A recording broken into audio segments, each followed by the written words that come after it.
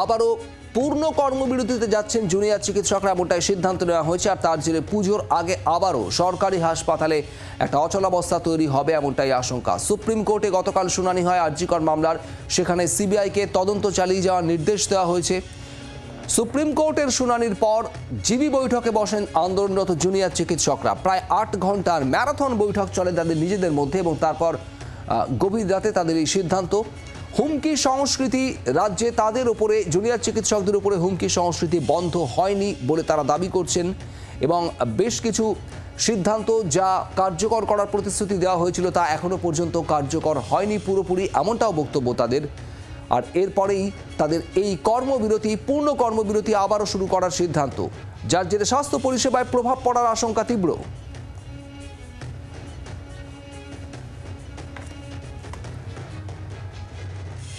অবস্থায় বাধ্য হয়েই আমরা আজ থেকে পূর্ণ কর্মবিরতি অর্থাৎ ফুল সিজওয়ার্কে ফিরছি। সরকারের পক্ষ থেকে সুরক্ষা, রোগী পরিষেবা ও ভয়ে রাজনীতির প্রশ্নে নিম্নলিখিত বিষয়গুলিতে সুস্পষ্ট পদক্ষেপ না পাওয়া অবধি আমরা পূর্ণ কর্মবিরতি চালিয়ে যেতে বাধ্য হব।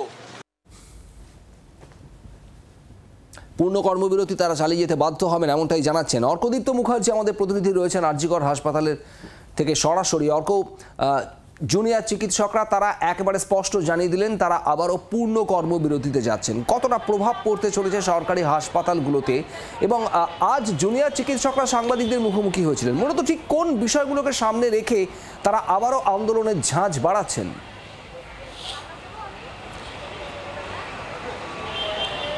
শুভদীপ, দেখো, পূর্ণ কর্মবিরতিতে জুনিয়র ডাক্তাররা যাচ্ছেন এবং সেটা রাজ্য জুড়ে যাচ্ছেন। সমস্ত হাসপাতালে জুনিয়র ডাক্তাররা এই সিদ্ধান্ত নিয়েছেন।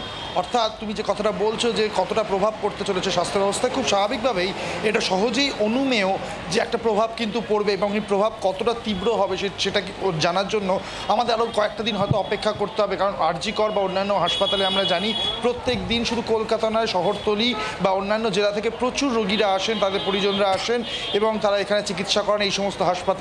ফলে যদি জুনিয়র ডাক্তাররা এইভাবে পূর্ণাঙ্গ কর্মবিরতিতে যাচ্ছেন, যদিও বা তাদের বক্তব্য যে সিনিয়র ডাক্তাররা সেখানে অনেক বেশি ডিউটি করছেন বা ওপিডি বা অন্যান্য জায়গাগুলো তারা সামলাচ্ছেন, কিন্তু সেটা আদতে কতটা সম্ভব, আদৌ সম্ভব কিনা এই প্রশ্নগুলো থেকে যাচ্ছে।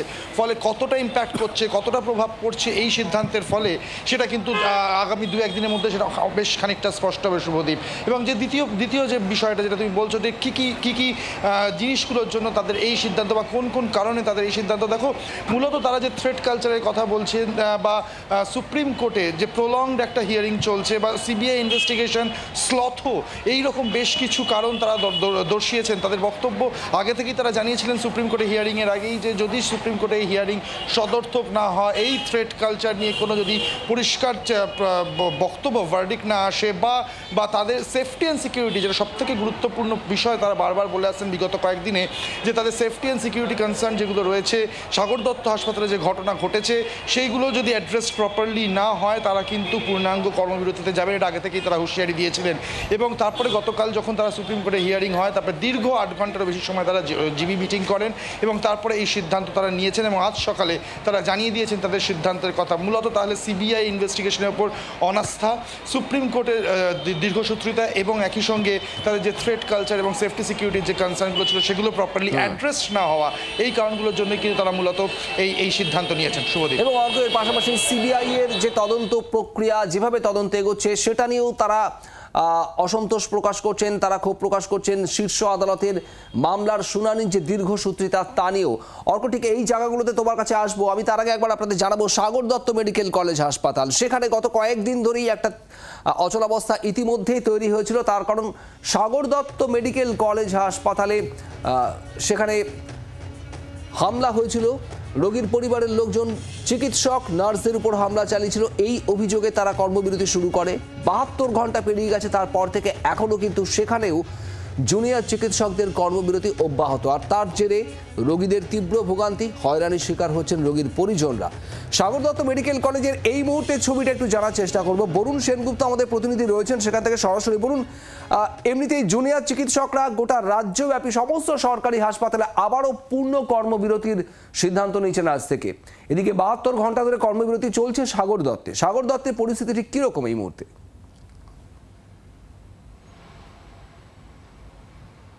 দেখো, আমি যদি শুক্রবারটাও যোগ করি তাহলে কিন্তু সেখানে প্রায় 4 দিন হয়ে গেল কর্মবিরতি তারা চালিয়ে যাচ্ছেন। কারণ শুক্রবার রাতের ঘটনা, তারপরের থেকে কিন্তু কর্মবিরতি চলছে।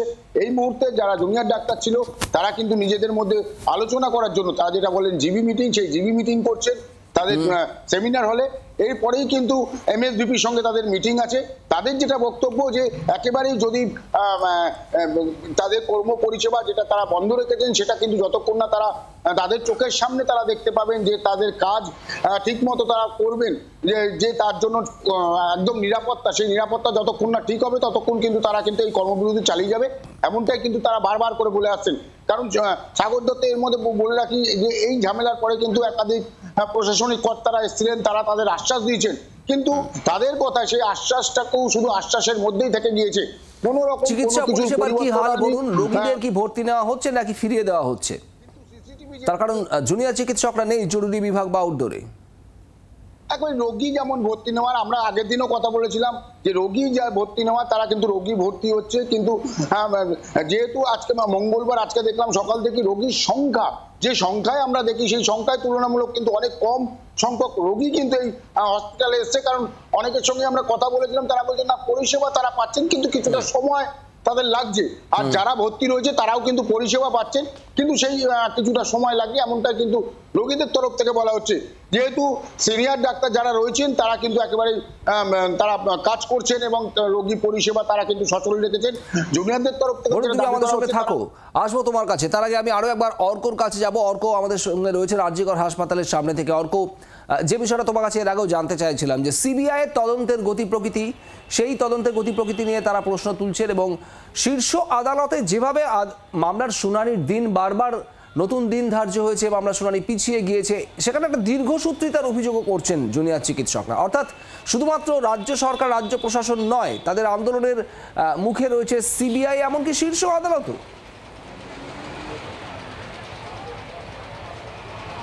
একেবারে শুধুমাত্র রাজ্য সরকার, রাজ্য প্রশাসন নয়, সিবিআই এবং সুপ্রিম কোর্ট সবার দিকেই কিন্তু একটা অভিযোগের আঙুল তুলেছেন এই জুনিয়র ডাক্তাররা এবং অনাস্থা প্রকাশ করেছেন সিবিআইয়ের ইনভেস্টিগেশনের ওপর, অনাস্থা প্রকাশ করেছেন সুপ্রিম কোর্টের যেভাবে হিয়ারিং চলছে সেটার ওপর, এবং একই সঙ্গে রাজ্য প্রশাসনের যে কর্মপদ্ধতি বা তাদেরকে যে মুখ্য সচিবের তরফ থেকে যে ডিরেক্টিভসগুলো পাঠানো হয়েছিল সেটা 10 দিনের ওপর পেরিয়ে গিয়েছে, এমনটাই তাদের অভিযোগ। কোনো ইমপ্লিমেন্টেশন এখনও সেটার হয়নি। ফলে সব মিলিয়ে জুনিয়র ডাক্তাররা নিজেদের স্ট্যান্ড পয়েন্টে অনড় থাকছেন এবং রাজ্য প্রশাসনকে ছাড়িয়ে এই মুহূর্তে সুপ্রিম কোর্ট এবং সিবিআইয়ের দিকেও তারা আঙুল তুলছেন। দেখো, এই যে তারা কর্মবিরতিতে ডাক দিয়েছেন এবং রাজ্য জুড়ে যে কর্মবিরতির ডাক দিয়েছেন সেটা কিন্তু সুদূর প্রসারী প্রভাব হতে পারে। কারণ আমরা জানি, আবারও বলছি যে কথাটা শুভদীপ, যে বহু মানুষ কলকাতা শহরতলি বিভিন্ন জেলা থেকে তারা আসেন এই সমস্ত হাসপাতালে চিকিৎসা করাতে। ফলে তারা যদি পরিষেবা প্রপারলি না পান সেক্ষেত্রে কিন্তু একটা স্বাস্থ্য ব্যবস্থার বেহাল দশা হতে পারে। তবে এটা ইম্প্যাক্ট কতটা হতে পারে, এই ইম্প্যাক্ট এই সামনেই দুর্গাপুজো রয়েছে, ইম্প্যাক্ট কতটা হতে পারে সেটার জন্য কিন্তু আমাদের আরও 2-1 দিন অপেক্ষা করতে হবে, তবেই কিন্তু পরিষ্কার চিত্রটা পাওয়া যাবে। তবে এখনও পর্যন্ত যেটা জুনিয়র ডাক্তারদের তরফ থেকে বলা হয়েছে, যদিও তারা ঘোষণা করে দিয়েছেন তারা পূর্ণাঙ্গ কর্মবিরতিতে যাচ্ছেন, কিন্তু আগামীকাল মহালয়া রয়েছে, মহালয়াতে তাদের আমরা জানি মহামিছিল রয়েছে, তারপরে সমাবেশ রয়েছে ধর্মতলাতে, তারপরে তাদের কিন্তু কোনো রকম এখনও প্ল্যান অফ অ্যাকশন ঠিক করা নেই। ফলে তারা পরবর্তী কর্মসূচি কি থাকবে আগামীকাল আমাদের নজর থাকবে সেদিকে। অর্ক, তবে প্রভাব যে পড়বে চিকিৎসায় সেটা বলাই যায়। এর আগেও পূর্ণ কর্মবিরতি যখন চালিয়েছিলেন জুনিয়র চিকিৎসকরা একাধিক সরকারি হাসপাতালে, সেখানে রিফিউজাল, রোগী ভর্তি হতে না পারার ছবি আমরা বারবার দেখেছি, সেই ঘটনাগুলো সামনে এসেছে। আর এদিকে কলকাতা মেডিকেল কলেজের ছবিটা আমরা দেখাবো, সেখানেও কিন্তু জুনিয়র চিকিৎসকরা তারাও কর্মবিরতিতে সামিল হচ্ছেন। কোর্টের হিয়ারিং এর পর জুনিয়র ডক্টরসরা তারা বৈঠকে বসেন। প্রায় 8 ঘন্টা বৈঠকের পর তারা সিদ্ধান্ত নেন যে তারা কর্মবিরতি চালিয়ে যাবেন, এবং এরপরই আমরা যেটা দেখতে পাচ্ছি যে কলকাতা মেডিকেল কলেজ, সেখানেও কিন্তু যারা জুনিয়র ডক্টরসরা রয়েছেন তারা কর্মবিরতি করছেন, এবং তার সঙ্গে সঙ্গে তারা যেটা জানাচ্ছেন যে তাদের যে নিরাপত্তা তা কিন্তু এখনও পর্যন্ত সুনিশ্চিত করা হয়নি, এবং তার সঙ্গে সঙ্গে যে থ্রেট কালচার, সেই থ্রেট কালচারও অব্যাহত রয়েছে, এবং সেই ভিত্তিতেই তারা বৈঠকের মাধ্যমে সিদ্ধান্ত নিয়েছেন যে কর্মবিরতি চালিয়ে যাবেন। এবং এই পুজোর আগে কর্মবিরতি চালানোকে কেন্দ্র করে ইতিমধ্যেই প্রশাসন বা সরকারের তরফ থেকে যেটা বলা হচ্ছে যে স্বাস্থ্য পরিষেবায় কিন্তু প্রভাব পড়তে পারে। জুনিয়র ডাক্তাররা খুব ছোট একটা অংশ পুরো হেলথ কেয়ার সিস্টেমের, আমরা নম্বরে খুবই কম। যারা আমাদের সিনিয়র ডাক্তাররা তারা আগের কর্মবিরতিতেও পুরো কাজ করেছেন, এখনও পুরো কাজ করে যাচ্ছেন। কাজে যে পরিষেবা সেটা কোনোভাবেই এফেক্ট হচ্ছে না। যে আন্দোলন করছেন বা কর্মবিরতি করছেন তার জন্য কিন্তু সাধারণ মানুষের কোনো অসুবিধা হবে না, কারণ সিনিয়র চিকিৎসক যারা রয়েছেন তারা কিন্তু ফাংশনাল রয়েছেন এবং একই সঙ্গে তাদের যেটা বক্তব্য যে জুনিয়র চিকিৎসকদের সংখ্যা এতটাই কম, সেক্ষেত্রে গোটা স্বাস্থ্য পরিষেবা যে ভেঙে পড়বে এমনটা কিন্তু নয়। জি24 ঘন্টার জন্য ক্যামেরায় প্রশান্তর সঙ্গে বিক্রম দাস, কলকাতা মেডিকেল কলেজ। বাংলার আওয়াজ, বাঙালির আবেগ, জি24 ঘন্টা।